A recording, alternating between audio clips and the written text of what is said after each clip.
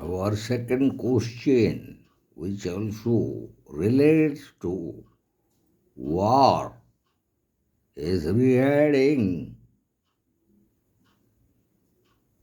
uniting purpose. So the very question is that make a pragmatic and realistic study on relevancy of uniting purpose resolution in relation with United Nations peacekeeping forces for maintenance of international peace and security.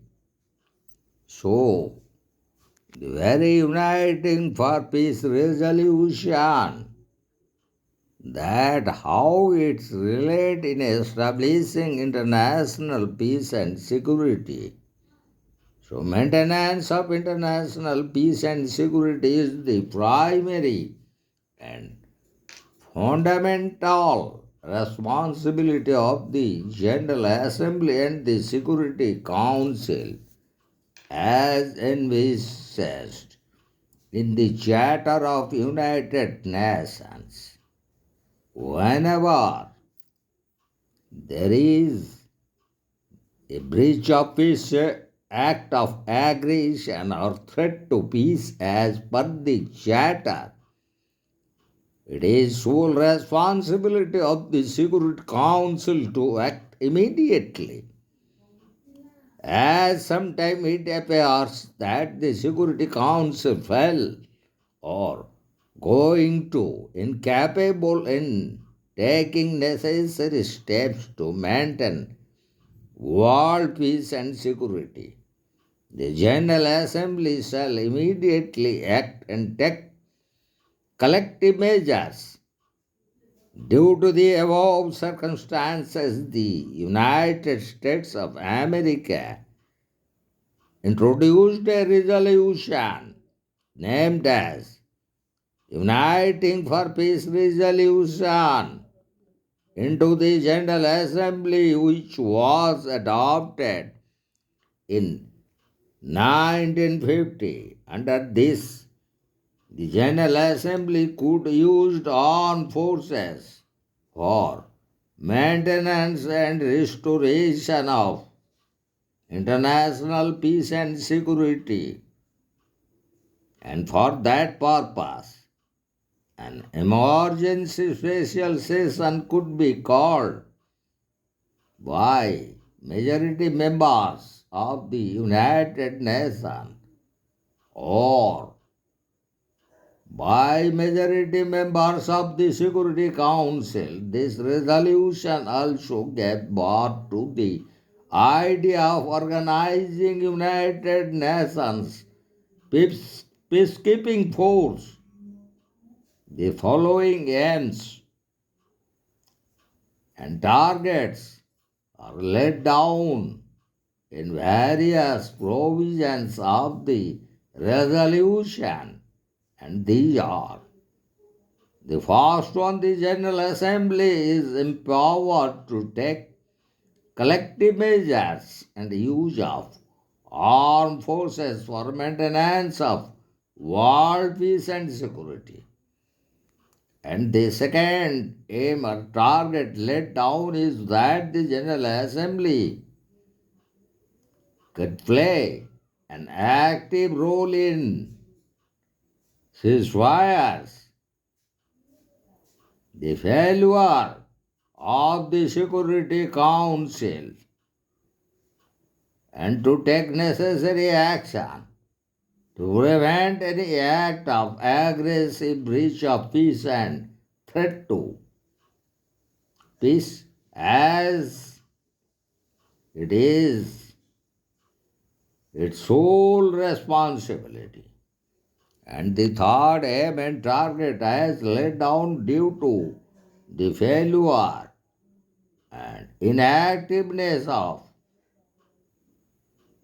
the at least 9 members of the Security Council could request the General Assembly for an emergency special session for that purpose. And the fourth target or aims is to also a majority members of the United Nations could call for an emergency session of the General Assembly to take collective measures for international peace and security. So also, as regarding the third target and measures to supervise and practical observation on the conflicting situation. A 14-member Peace Observation Commission was established by the United Nations General Assembly. And the Peace Observation Commission would visit and assess the situation and practical basis by visiting and reporting its findings to the General Assembly. But such work of the Commission depends on the consent of the conflicting states. And as regards to the next target or aim, another 14 members collective measures committee was established to analyze, study, and report on the situation relating to international peace and security. And finally, it was aimed and targeted that every member state of United Nations organization was asked to maintain an unit of armed forces in its own armed forces for the above purpose. Whenever such a demand or request is made by the United Nations. And now we'll discuss the very views of the critics in regards to this resolution. As Article 24 of the UN Charter provides that it is sole and exclusive responsibility of the Security Council to use armed forces for maintenance of international peace and security. So the communist jurists of international law strongly oppose the Uniting for Peace resolution of 1950. This opposition was strongly refuted by jurists Juras and Rassi on the ground that Article 24 do not limit the responsibility of General Assembly as under Article 10 of the Charter. The General Assembly is entitled to consider any matter within the scope of the Charter, as sometimes the inability and unwillingness of the Security Council to take prompt and effective action the world community has witnessed. According to jurist Guterres, the rising world needs and circumstances, the General Assembly is capable to play a substantial role in legal developments and has to uphold the objectives of Article 1 of the United Nations Charter. So the uniting for peace resolution has its immense validity. Stephen Godspeed has also pointed out that the increasing role of various specialized agencies and other international organizations increase the importance of General Assembly and witnessing the decline of Security Council as the body bearing primary responsibility for maintenance of international peace and security. The constant growth of the role of General Assembly was due to successive failures of Security Council. Security Council failures could be attributed to misuse of veto powers. Also, the International Court of Justice upheld and recognized the establishment of administrative tribunal by the General Assembly. Besides that, the International Court of Justice upheld the validity of the expenses spent by the General Assembly on United Nations emergency forces operations in Egypt in 1958 and in Congo in 1961. Also during the Gulf War in 1991, the General Assembly played an important role to restore peace and security in Iraq and Kuwait. It was due to the provisions of Uniting for Peace Resolution of 1950. So Professor Godrej expresses that the functioning of the General Assembly could only be successful by full support of the cooperation of the parliament members of the permanent members of the Security Council.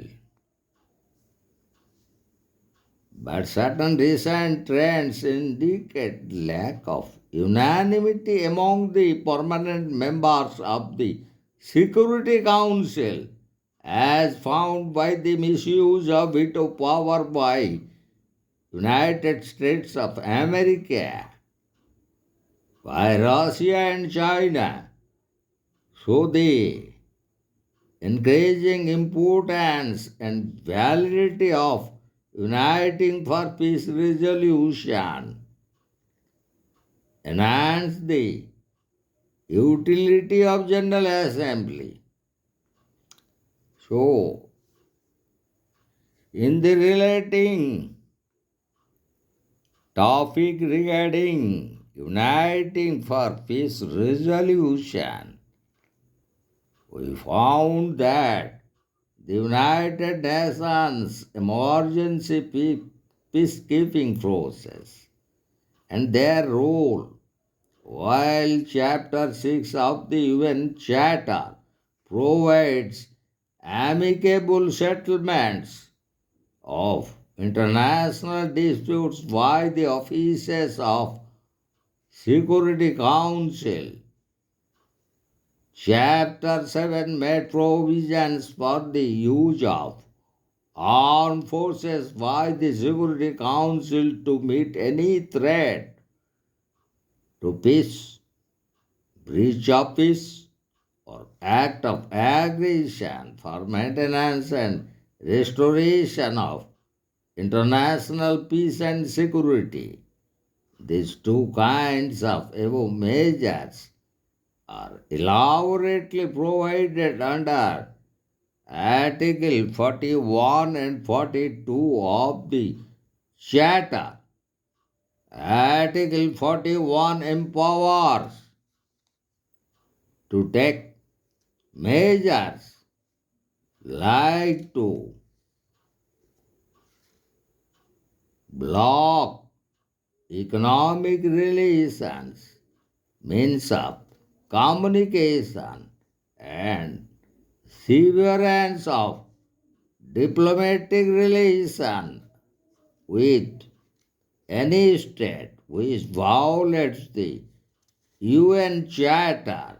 For such action, it would call upon the member states to oblige the directions of Security Council in case of failure of the above measures under Article 42 of the Charter of United Nations.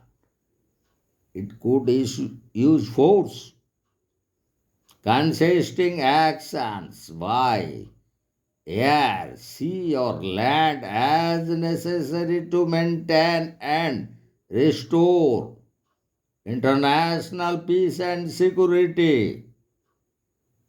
For its effective implementation, Article 45 of the Charter made provisions for military staff committee consisting chiefs of staff of five permanent members of the Security Council, and also urged every member state to contribute its national armed forces from the purpose for combined international enforcement action.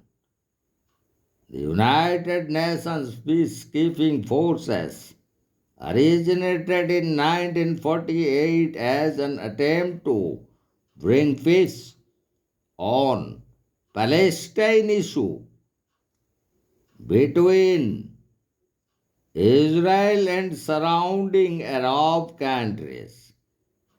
In 1950, the United Nations peacekeeping forces was also applied during the Korean War to bring an end to hostilities in the Middle East.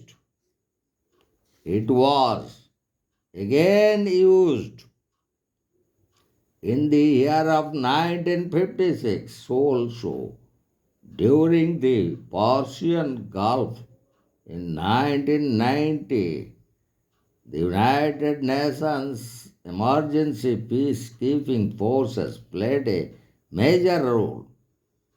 The United Nations peacekeeping forces were frequently used by the United Nations for the purpose of peacekeeping and to maintain and restore international peace and security. There are at present 16 United Nations peacekeeping forces operating in the four continents. The peacekeeping has mainly three primary objectives on which it acts as its operation, and these objectives are on the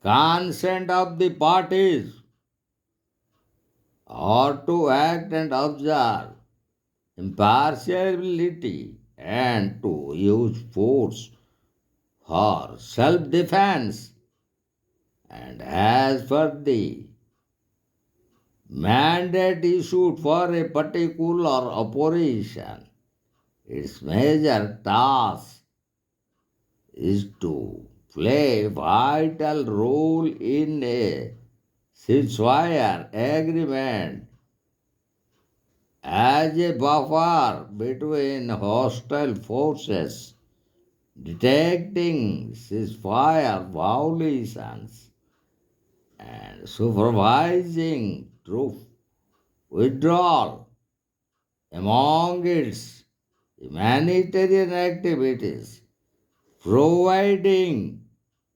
medical facilities, assisting electricians and water supply, and providing transportations. Since 1948, the United Nations peacekeeping forces doing its proper operations successfully throughout the world. The United Nations Emergency Forces sent to Egypt in 1958 and in 1961 to Congo prove its worth, which was acknowledged by the entire world.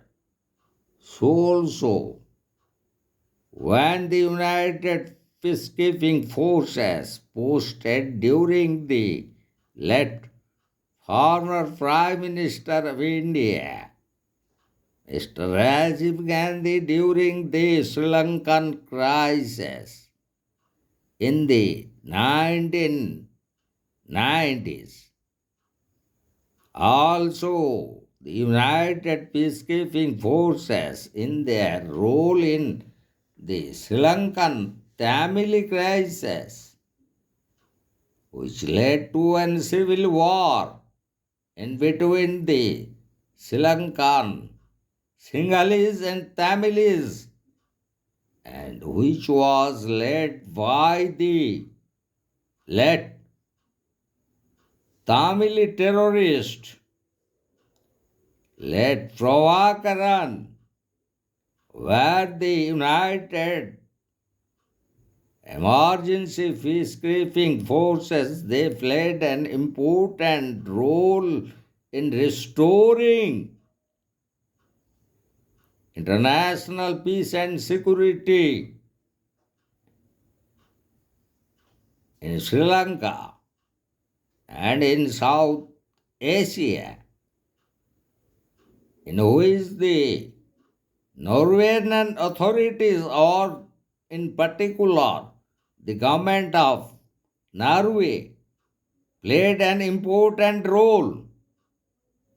So, in this context, would like to say that the United Nations peacekeeping force, which originated from the very idea of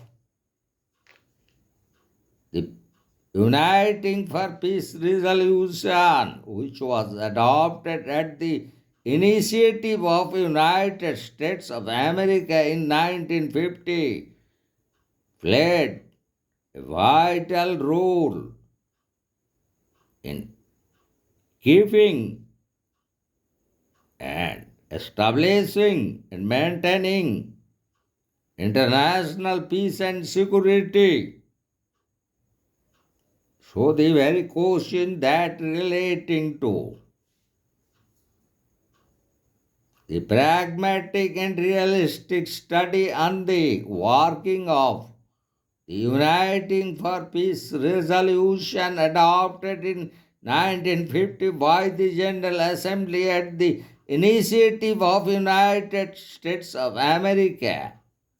We have discussed the very role played by the Security Council and the permanent members of the Security Council in the context of uniting for peace resolution, and also in relation to The United Nations Emergency Peacekeeping Forces and how they played an important role in 1948 in Palestine, in Middle East, also in Egypt and in Jerusalem, and so also during the Korean Wars in 1950 and in the Congo crisis in 1961, and also the crisis of 1980s and 19 in Sri Lanka, in between the Sri Lankan Tamilis and Sinhalese. So almost we have touched every aspect of the uniting for peace resolution and its effective working, and the very role played by the Security Council and the effectiveness and the very working of United Nations Emergency Peacekeeping Forces and their effective roles played in different occasions in establishing international peace and security.